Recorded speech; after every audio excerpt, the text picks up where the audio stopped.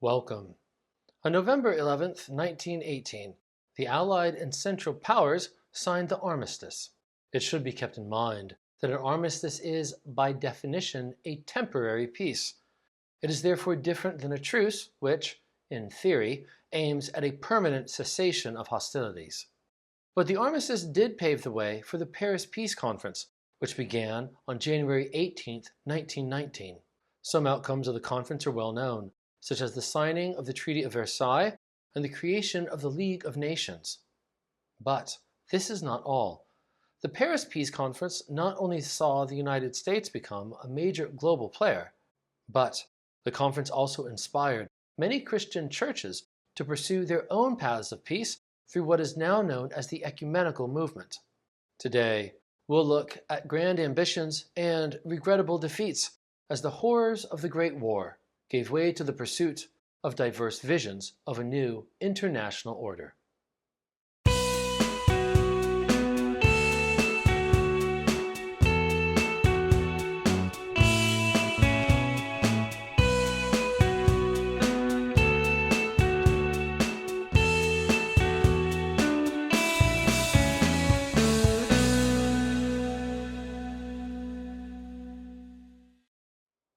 On January 8, 1919, 10 days before the Paris Peace Conference began, Woodrow Wilson, President of the United States, published one of the most important documents in 20th century history, the 14 Points. They fit the definition of concise, so much so that all 14 points were published at the time on just one side of a single piece of paper. It began with the aspiration for open covenants of peace, openly arrived at, after which there shall be no private international understandings of any kind, but diplomacy shall proceed always frankly in the public view. And as it continued, it laid special emphasis upon self-determination.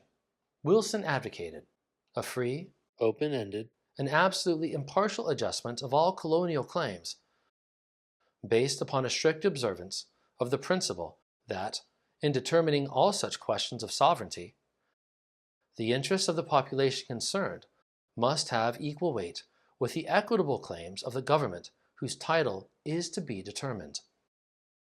Like many at the time, and like many still today, Wilson defined a nation as a population that shared certain things, especially language, ethnicity, and religion. There was therefore a kind of nationalism at work, although not one that looked to the kind of authoritarianism that we associate today with fascism. Instead, we should introduce a different key concept, that of the nation-state. From this perspective, a nation is a people and what they share. A state gives that people geographical borders. Stated more succinctly, a nation-state is the political expression of a people. The 14 Points advocated redrawing a range of borders in Europe and elsewhere that would, at least in theory, give nations political expression as states. And so, the Paris Peace Conference began on January 18, 1919. Representatives from 30 different nations attended the conference. President Wilson's 14 Points were in the background, but they failed to unify participants. It's no exaggeration to say that the outcome of the conference was a mixture of international idealism and imperial self-interest. For example, Germany was present, but it deeply resented being blamed for the Great War. And in truth, it was not the first country to declare war, nor had it been involved in the assassination of Archduke Ferdinand. And yet, at the Paris Peace Conference, Germany was accused of the greatest crime against humanity and freedom of peoples that any nation calling itself civilized has ever consciously committed. From the German standpoint, the most insulting element of the Treaty of Versailles was Article 231, also known as the War Guilt Clause. Germany was expected to pay reparations that totaled, in today's currency, more than $400 billion. Germany also lost its colonial possessions, which were given to various Allied powers. This benefited the Allied empires, especially the British and the French. Continuing on the theme of imperial competition, In late 1917, the Bolsheviks had published various international agreements that revealed the designs of European empires upon other parts of the world. In doing so, the Bolsheviks showed themselves a political wild card with the ability and the willingness to upset the established colonial order. But as it was, in early 1919, Russia was in the throes of civil war between the Bolsheviks and their opponents. And so, the Bolsheviks were not invited to the Paris Peace Conference. To use a phrase first coined by President Wilson in 1917, in the end, the conference secured peace without victory. Despite difficulties, the Treaty of Versailles was signed on June 28, 1919. Also signed on June 28 was the Covenant of the League of Nations. The League was thus slated to come into existence the following year. Nations across the world were invited to opt in to a new international system. 44 nations signed the covenant. But, at least initially, enemies of the Allies were not allowed to join. Thus, Germany was excluded, as was Bolshevik Russia. It is, however, perhaps the greatest of ironies that the United States did not join. President Wilson had supported the idea of a league from the very beginning. He literally campaigned for it coast to coast across the United States. He so exhausted himself in the process that he suffered a stroke. But if one problem was the United States' refusal to join, another was the continued reality of imperial competition. Disarmament became a key goal for the League of Nations, but this too was caught up in imperial rivalry. Between 1921 and 1925, the League witnessed a series of incidents in which its own member states became belligerents against one another. The League strove to mediate each situation, and sometimes did so with success. And all of this raises a question. Was the problem with the League's own organization? Or was the problem instead that the hostilities of the Great War had never really been settled? Perhaps the Treaty of Versailles had not led to peace without victory. Perhaps it hadn't led to peace at all. The years immediately following the armistice saw more than just the creation of the League of Nations. Another major international proposal was made in 1920, this time a proposal for Christian unity. This has come to be known as ecumenism. The English word comes from the Greek word oikumene. It originally meant the civilized or inhabited world, but in Christian thought, it has come to mean the wider collection of Christian churches. In January 1920, the Patriarch of Constantinople, the head of the Greek Orthodox Church, sent an international letter to Christian churches all over the world. He wrote, "It is the duty of the churches, which bear the sacred name of Christ, not to forget or neglect any longer his new and great commandment of love. Nor should they continue to fall piteously behind the political authorities, who, truly applying the spirit of the gospel and the teachings of Christ, have, under happy auspices, already set up the so-called League of Nations in order to defend justice and cultivate charity and agreement between the nations." He thereby challenged other Christians to aim at something similar, a league of churches. Of course, some Christians had pursued greater Christian unity before the Great War, but the sheer scale of horror that began in 1914 also meant that the Great War had become a new catalyst for global ecumenical endeavors. And yet, the peace conference that began in 1919 occurred against a backdrop of continuing unrest, especially in Central and Eastern Europe. The standard dating of the Great War, beginning in 1914 and concluding in 1918, misses the fact that, in these places, fighting often continued into the 1920s. In some instances, hostilities preceded the armistice.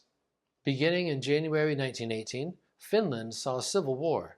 The same was true that summer in Russia, which was already in the throes of revolution. The Paris Peace Conference then happened against the backdrop of failed socialist uprisings in both Germany and Hungary. And so, we should introduce a new term, paramilitary. The term itself dates to the 1930s and was originally used in reference to fascist states, but in fact, after the armistice, the phenomenon of paramilitary activity was present throughout Europe. Two related questions are worth considering here. First, Did a culture of defeat develop in those places where Pyrrhic victory or actual loss either destroyed a political territory or left it badly weakened? If so, was paramilitary activity one way of trying to overcome that defeat? One possibility here is that the Great War led, in some instances, to the brutalization of those who survived. From this standpoint, continuing to fight, even if in a paramilitary group, was one way of dealing with the trauma of the Great War. But, whatever the answer, a larger interpretive issue should also be raised. If we consider the two world wars as two major episodes in a single 30-year conflict, then the spillover of chaos due to paramilitary conflict can be seen as connecting the two world wars together. And so, at this point, we need to circle back to President Wilson's 14 points. Talk of national self-determination might sound one way in a state that remained intact after the Great War, but it also might sound another way in those places where a European empire had disappeared. And we find exactly this. Shatter zones often concentrated at the borderlands of now former empires, and they were especially prevalent in multi-ethnic and or multi-religious areas. In the absence of a clearly recognized government, some felt a need to clarify boundaries and identities, and sometimes this involved the pursuit of a new politics. Empires had often contained many nations. Consider President Wilson's definition of a nation, a people that shared such things as language, ethnicity, and religion. When the German, Habsburg, Russian, and Ottoman empires collapsed after the Great War, it was these very markers of identity that often emerged as suddenly new sources of conflict. But the pursuit of national autonomy was also in part due to the growth of democracy. People believed that they had a right to define themselves for themselves. Where no centralized or recognized authority existed, diverse peoples could take these matters into their own hands. Let's look at a specific example: Poland. President Wilson's 14 points actually come into play here too.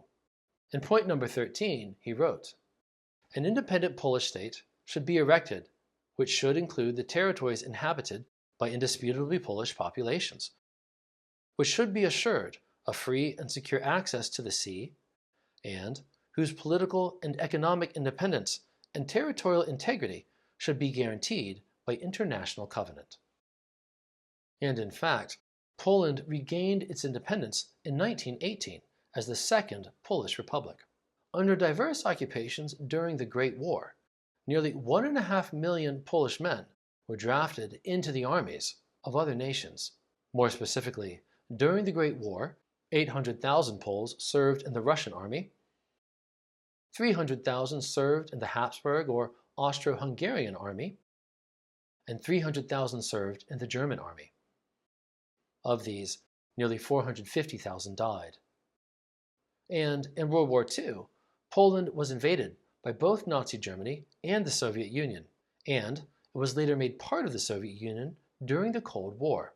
It's like the country remained a shatter zone. But as it pursued political independence after the Great War, Polish identity was created, in part by focusing on forms of religious and ethnic difference. Paramilitary groups went so far as to execute both prisoners of war and civilians alleged of spying. There was arson against homes and stores owned by those who were either Jewish or Ukrainian. Anti-Semitism also grew, and Jewish men were attacked, with their hair and beards forcibly cut off with scissors and knives. Furthermore, as an expression of hostility against developments in Russia, accusations of Bolshevism served to place the accused beyond the pale of developing Polish identity. So what? The League of Nations was a genuinely new thing that aimed at a genuinely new thing. In fact, the phrase New World Order came into being to describe this state of affairs. And, into the early 1930s, the League pursued its goals. But ideals are one thing, and reality is another. And it is one thing to take stated ideals at face value, and another thing to put them in context. Not just the context of other documents, but the context of how their advocates actually lived. For example, President Wilson advocated national self-determination. But as time went on, it became clear that he considered some nations less developed and thus less capable of making their own political decisions. In helping to draft the covenants of the League of Nations, President Wilson supported including a clause guaranteeing religious equality. But when Japanese delegates requested a clause guaranteeing racial equality, Wilson objected and subsequently removed the clause on religious equality. Eugenics, which aimed to provide scientific justifications for racial inequality, was certainly in the background here. But regardless of the reasons, this sort of fracture shows that political realities are bound up not just with ideals, but also with limitations, including those that come from such things as belief in one's own superiority. The same proved true of Christian ecumenism. Just as many nations of the world get along better today, so too do many churches now work together and sometimes worship together, and yet visible unity remains very far off. The ideals born by the horror of the Great War remain, at least in some quarters today, but of course, the disappointments remain too.